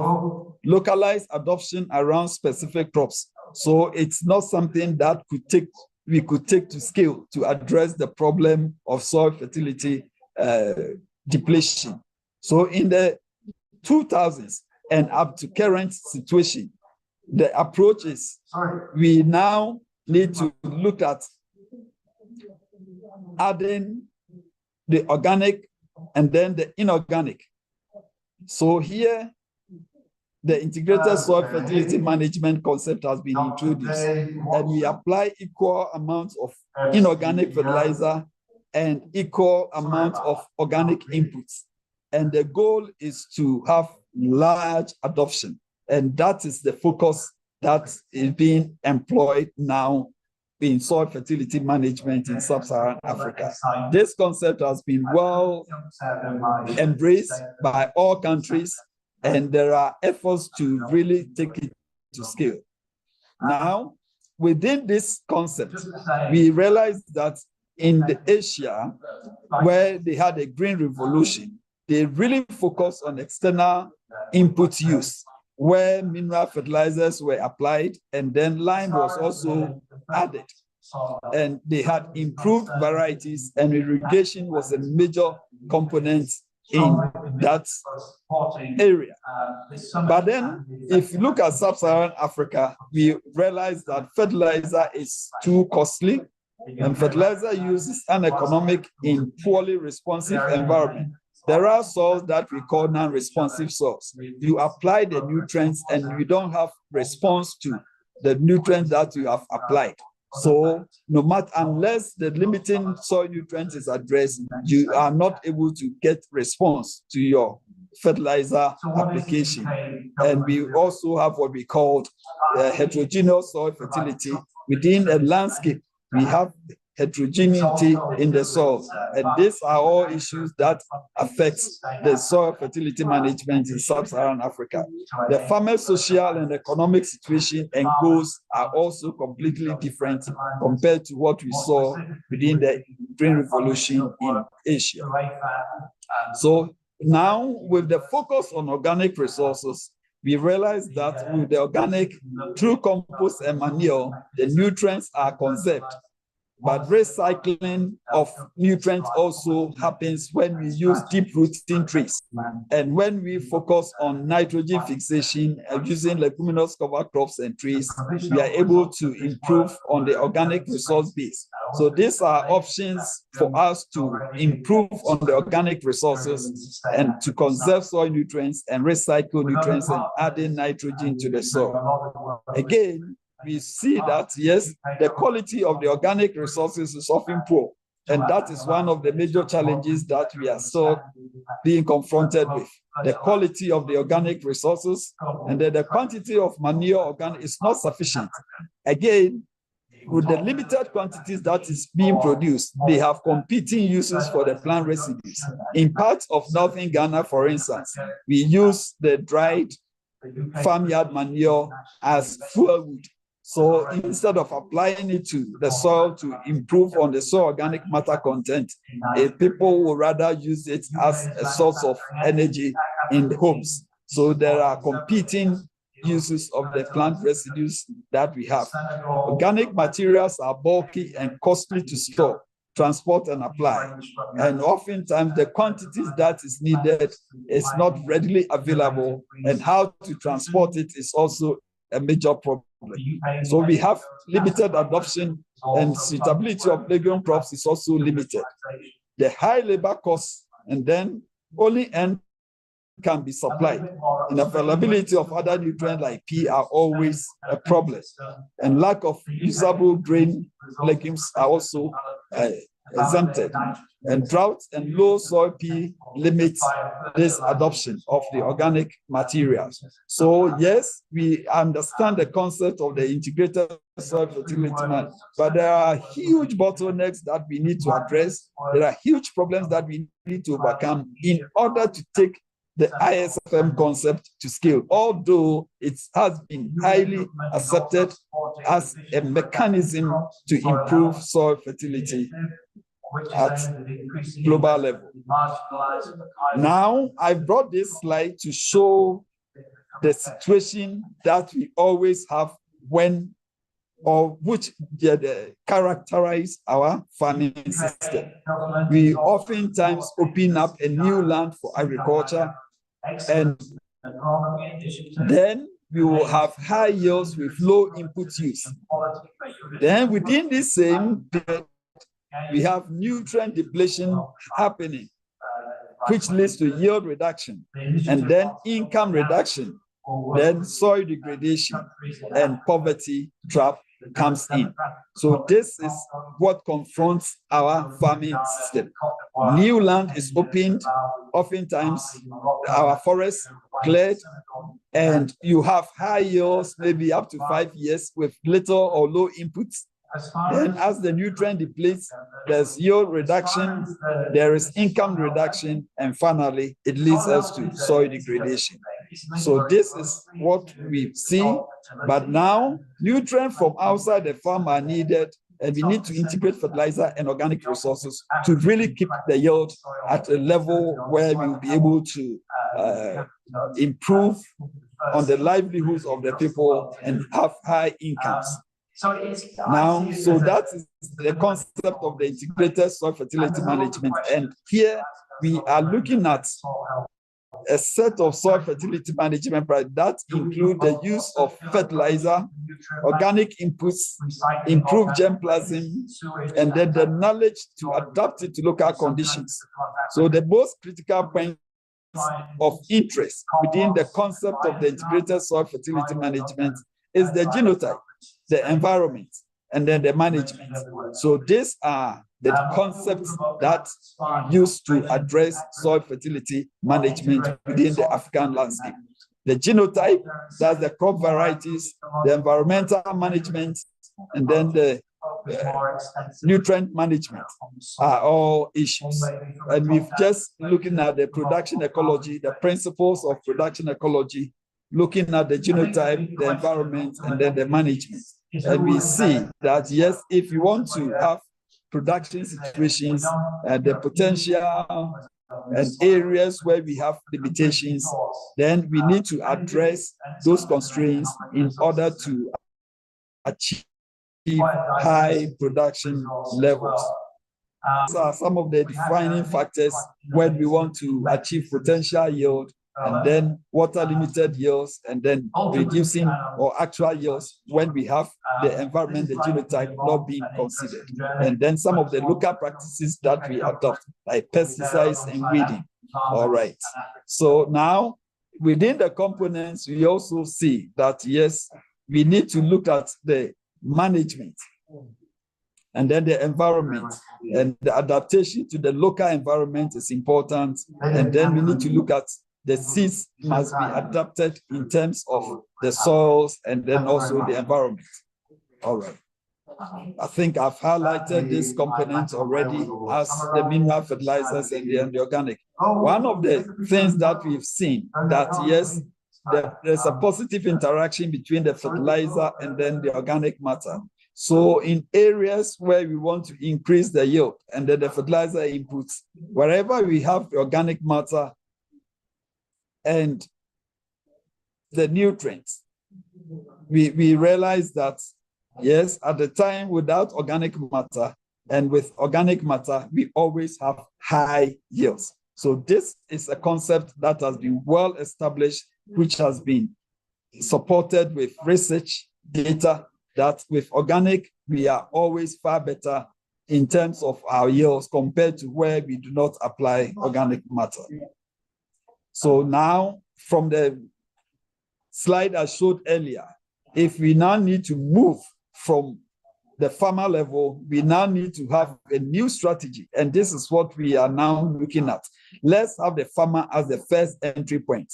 If we want to really move from the poverty traps towards increasing yields and resilience and carbon storage, let's start reversing the nutrient retention by focusing on the farmer and then recognizing farm variability and recognition of soil variability, and then the combined use of organic inputs and fertilizer, the soil fertility improvement, which will now lead to higher yields with moderate fertilizer use. And this is what we are focusing on towards an African green revolution. So this is where we think will be an approach to address the major constraints of our soil. So ISFM is very important, but interventions in the political and economic environments are needed to make the ISFM framework work. Again, recognizing the importance of the organic inputs for improved crop production and sustainable crop production, there is now a renewed interest of the private sector to invest in production of organic fertilizers. And at the Africa Soil Health and Fertilizer Summit, which is currently ongoing in Nairobi, there is a renewed interest to really focus on organic productions, establishing the biomass assessment in the African landscape and establishing the quality of the organic fertilizers. We've also seen that the biochar production to augment addressing soil acidity is gaining acceptability across countries, and a lot of governments are focusing in using the biochar to address soil constraints, particularly in acidic soils.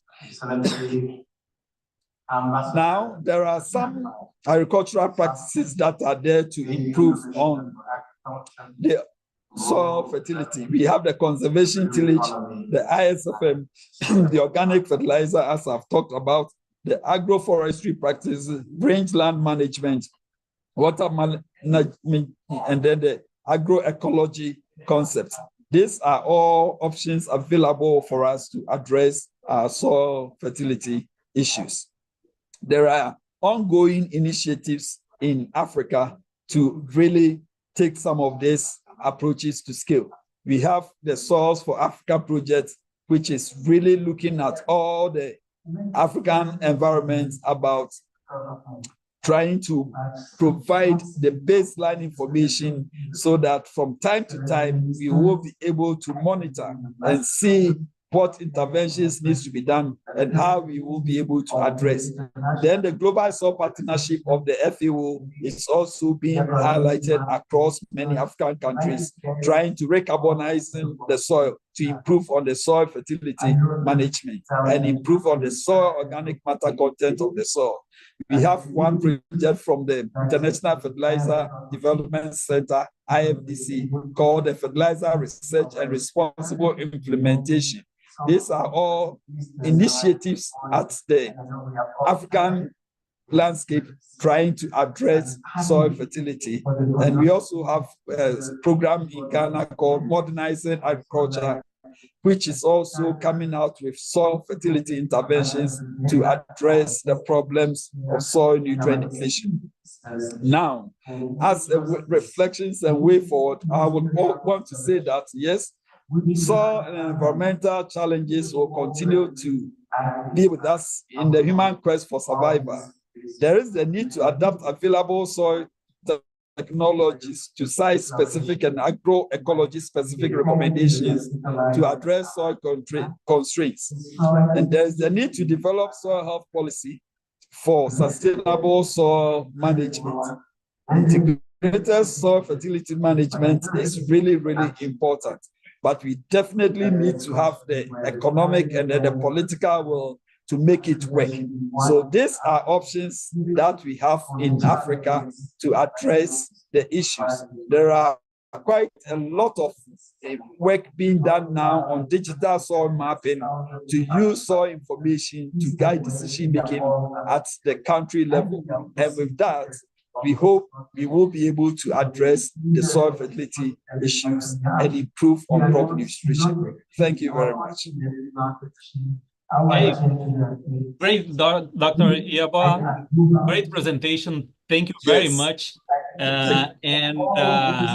It's amazing to see how important it is to connect not only the nutrients, but also the organic matter and how the carbon is important, especially in these tropical conditions everywhere, but especially in tropical conditions where the organic matter is decomposed very quickly. And so I think right now we invite all of our speakers for our Q&A session. And during the presentations, we collected some questions from the audience, and the chat is still open on YouTube. Fernando, yeah, just a couple of points. Dr. Yeboah, Edward, can you please mute yourself because we listen something in the background? You just unmute when we have a question for you. Sorry about that. But no, we can see you. It's okay that we see you, but no, the problem was with the reading. And also, please stop sharing your screen if you might. Okay, sorry about those, but it's just for the transmission to the YouTube situation. And before before we go into the Q&A session, let me thanks to all the three speakers. This has been excellent presentations. We are so happy with this webinar. It was our first as chairs of Commission 3.3. We really appreciate your time, your knowledge, your expertise. I mean, we have more than 50 people connected at once. And I remind everybody that this webinar has been recorded and will be available at the website of the IUSS and also at the YouTube channel of the Soil Science Association of Argentina, AAX, as we call here in Argentina. Both websites have been listed in the chat. Then you can go and copy those to have those for your information later if you want to review some of the presentations. We have people from Uruguay, Argentina, the US, Hungary, Chile, Peru, Brazil, Ethiopia, I mean, all over the world. We appreciate that. As I say, more than 50 people. And we just, before we go to the Q&A, and then we let Luke compile all the questions that we have had, just remind you that the International Union of Soil Science has 4 divisions. Then please be aware of the activity of those 4 divisions, that themselves, they have commissions like we at the Soil Use and Management Division. We have another 6 commissions in our division too. And then happy that you can visit our website, in both cases, IUSS and the Soil Science Society of Argentina. With those remarks, just I pass to look for questions that we have had for our 3 speakers. Again, thank you so much for the speakers and also for the audience. Yeah, thank you, Fernando. And so I will try to get the questions and organize them in a way that that we can have more than one question in the same. And the first question from the audience is for Dr. Proshnov, is about soil analysis and recommendation. And there is a question, and this person is mentioning that what the situation about the soil analysis in the Brazilian territory. We know that we have in some crops, especially fruits and grains, sometimes high available phosphorus, and we are still recommending phosphorus.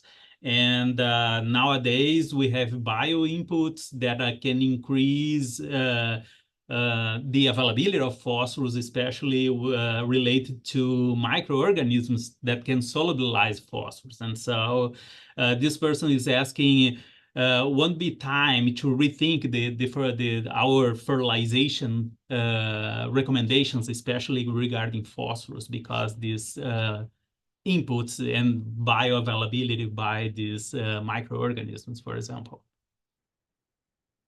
Okay, well, thanks, Luke. Thanks for the question. You know, it's a very broad question because there are many things that I could talk about, and I have to be short. But let's just start by talking about the soil fertility evaluation. And we had problems in Brazil back in the 60s. And then we did a lot of research, and each different region of Brazil came up with a set of different methodologies. And there were a lot of studies on correlation to find out the best methodology, and then, of course, calibration to interpret the results, and then finally the response curve studies. But the problem is that things are not static, right? With time, you change the varieties, you change the management, and you have to revisit the issue of correlation, calibration, interpretation, and response curves. But there is always a best way. And so we have to go back to the basic research and adapt to achieve the best possible efficiency of nutrients in the soil and nutrients that we apply. I see, you know, microbiology and all the alternatives with biostimulants and products like this as good options.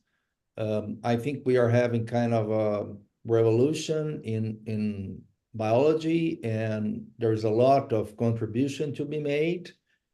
I remember, or I recall you what I said in my talk, that the plant has the final say because there are many companies producing several things under pseudoscience, as I said, and they don't work, so be careful.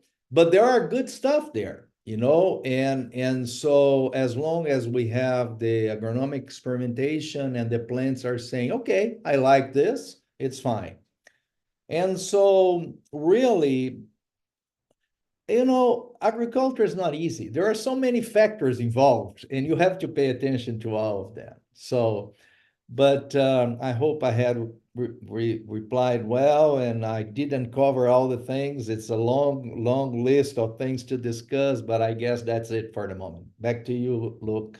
Okay, thank you, Luis. Let me see here. I have a question for Dr. La Saleta, and is about the European Green Deal. Is this transition relying on subsidies for European farmers or taxes for grain imports, or evidence indicates that it would be able to stand on its own? Yes, I think it's a super good question now, and maybe I'm not sure if you listen that we have several protests in Europe by farmers, and this is now it's a big debate how to build this transition, and principally I would say that there is an important support by subsidies. By the Common Agricultural Policy. There are several pillars and actions that will be supported, and there is still nothing about taxation of imports, and this is something that is now in the debate after all these protests. Because the question that farmers put in the street is how we are doing such impressive transition while other farmers from outside Europe can export to Europe without doing anything. No, and this is the debate we have now. But principally, as it is now, is based on this common agricultural policy and the translation of this agricultural policy to the country. Each country has to develop particularly legislation on that. In Spain, we have a new legislation on sustainable nitrogen management, and there is several obligations, and some of them are very nice because it's they are trying that every farmer has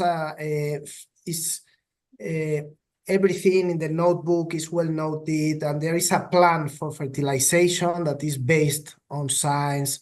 And the European community are putting several applications to estimate the needs of your crop, depending on which is your soil, where you are, your yield expectation. Therefore, there are many things, but public support is a big one. Yeah. Okay, thank you. The next question is for Dr. Ibo, and is there nitrogen fertilizer production in Ghana? If so, is it sustainable? Is it carbon-based, or there are options of using solar energy to generate ammonia?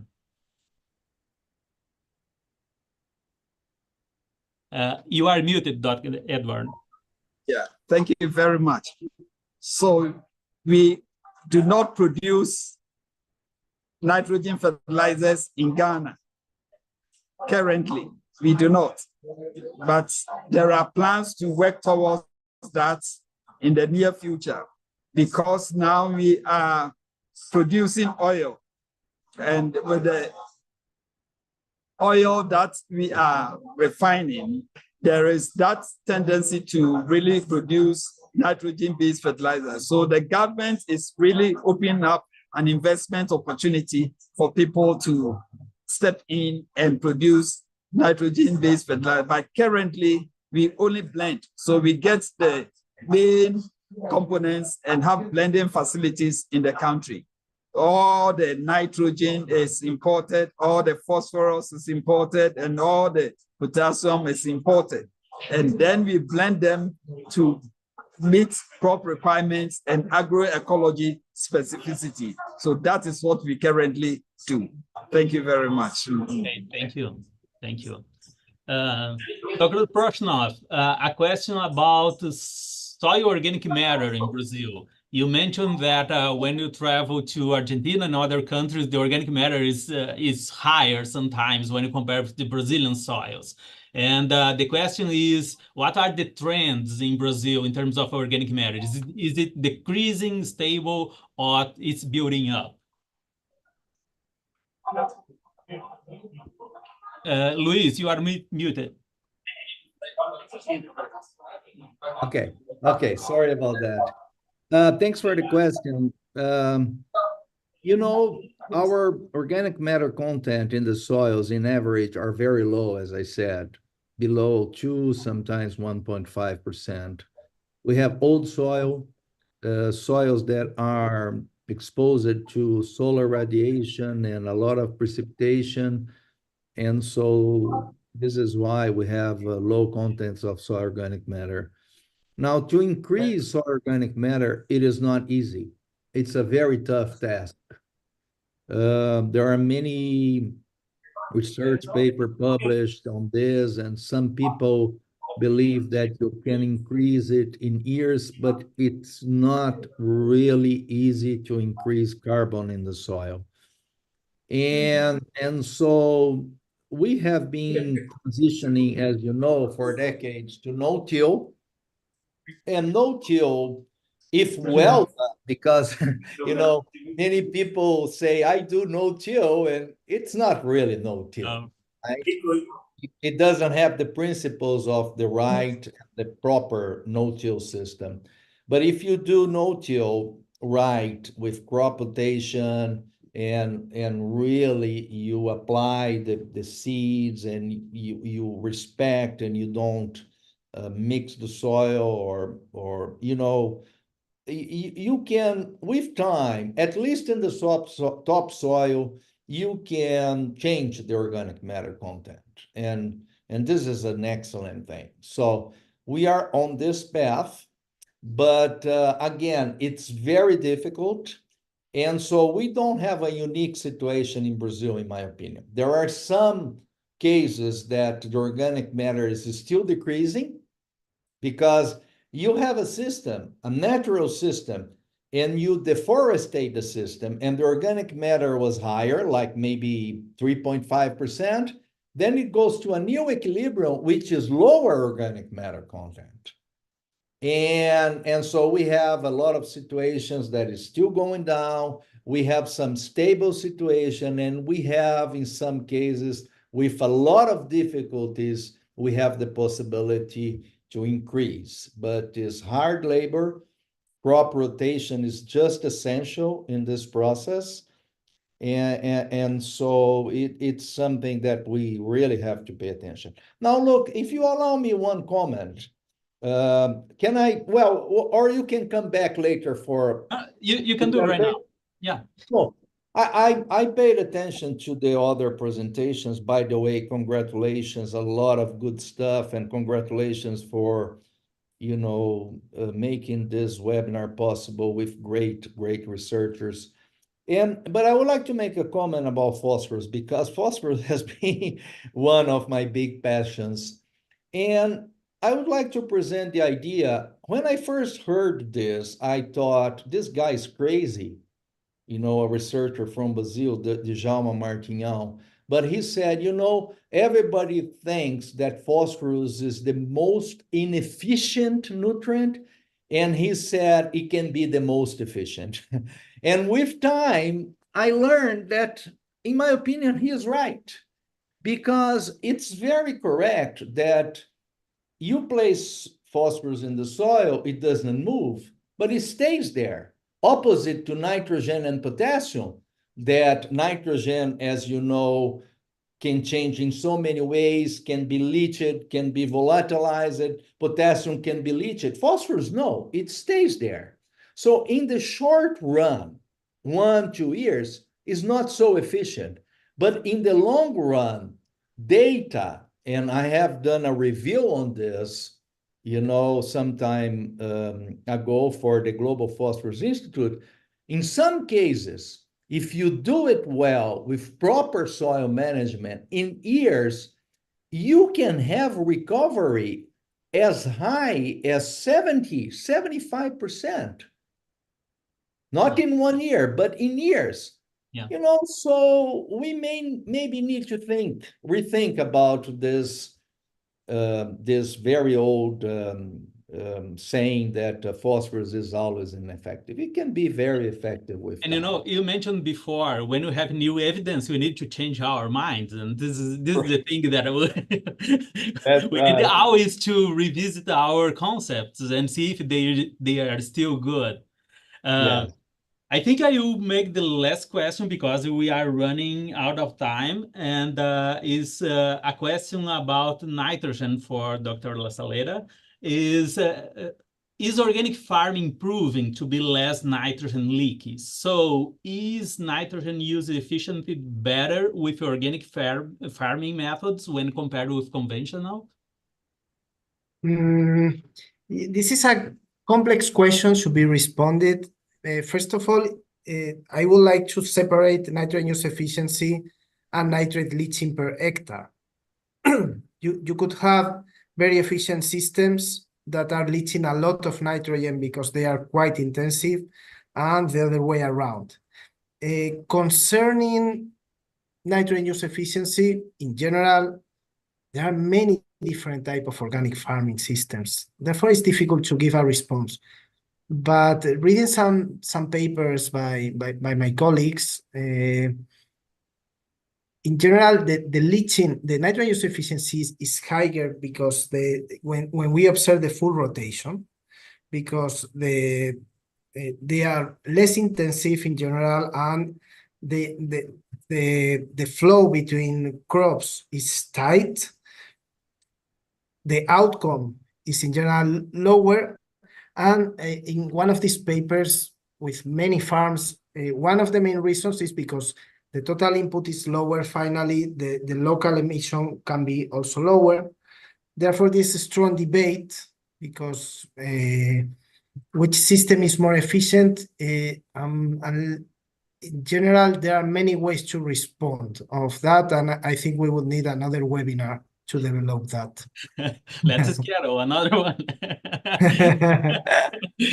Well, too many things to discuss in just one webinar, probably. Yeah, we appreciate all your inputs, guys. Yeah, it has been an amazing discussion about soil fertility, and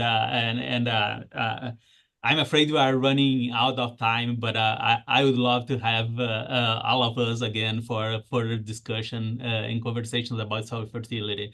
But I will ask Fernando right now to doing the closing remarks, because I think we need to close the webinar in some minutes. And thank you, all of us, for being with us today.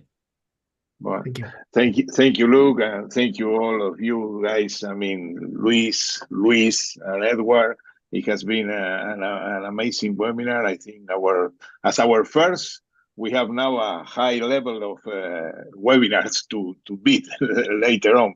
But we will invite you again, guys, for upcoming webinars, probably discussing some of the points that you highlighted as the most important one. And just for closing and keeping up on time, again, thanks to the Soil Science Association of Argentina, thanks to the IUSS.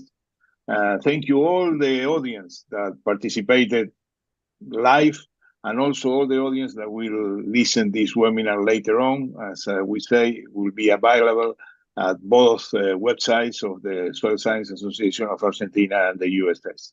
With that, I'm just saying bye, but not bye, just a short bye for the next webinar that we will be advertising in the social media with this. Thank you again. Have a great day. Thank you. Very good day. Bye. Thank you, guys. Bye. Bye. Be careful.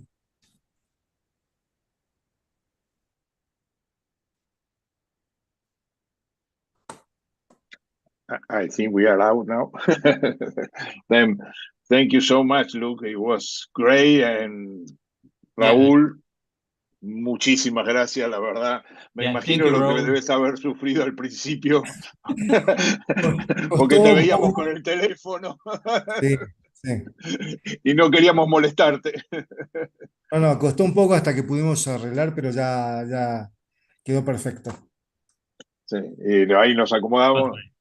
Ahí está, sí, terminamos. menos mal que no lo habías cortado. Listo. terminamos la Bueno. grabación. Esto va a estar disponible la semana que viene, ya Sí. colgado en la web de AXE para que, bueno, la puedan bajar. Perfecto, buenísimo. No te tomo más tiempo, Raúl. Mil gracias.